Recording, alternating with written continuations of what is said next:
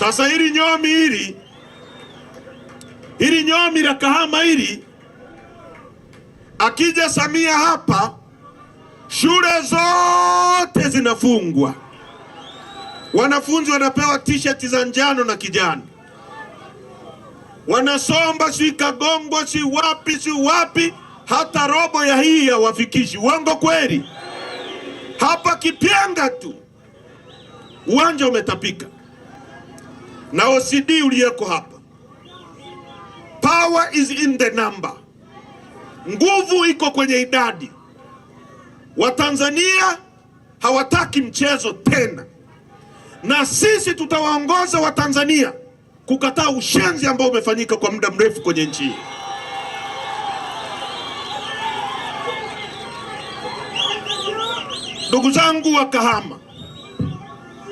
Ndugu zangu wa Kahama,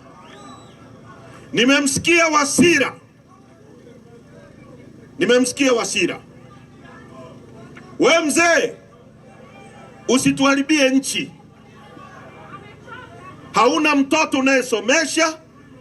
Kuna watoto wako hapa, umekula pesa za nchi hii kabla mimi sijazaliwa, mpaka leo unatumia rasilimali za nchi hii.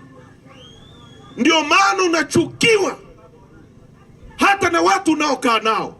Inakuwaje kwamba wawe kiongozi kama unapendwa, wananchi wanapokasirika mtu wa kwanza wanakuanzia wewe, kwa sababu hupendwi, kwa sababu ya kauli zako za kishenzi, za kijinga.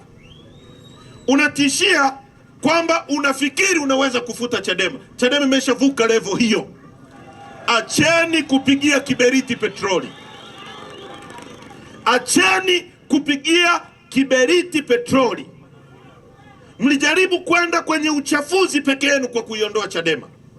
Mwisho wake mliishia kuua watu. Na hili nataka mnisikilize kwa makini nilieleze. Ndugu zangu, sisi sio wajinga na sio wasahulifu. Samia Suluhu Hassan alipoingia madarakani kwa mujibu wa katiba, baada ya marehemu Magufuli kufariki, alimkamata Freeman Mbowe akampa kesi ya ugaidi. Kwa hiyo ni tabia yake kutisha watu, kuonea watu, sio bahati mbaya. Alipomweka Freeman Mbowe ndani, kelele ikawa kubwa ndani ya nchi na nje ya nchi. Akamtoa Freeman, akamuita, akasema tukazungumze. Mimi nimekulia kwenye chama hiki tukiwa na John Mnyika tukiwa wadogo sana.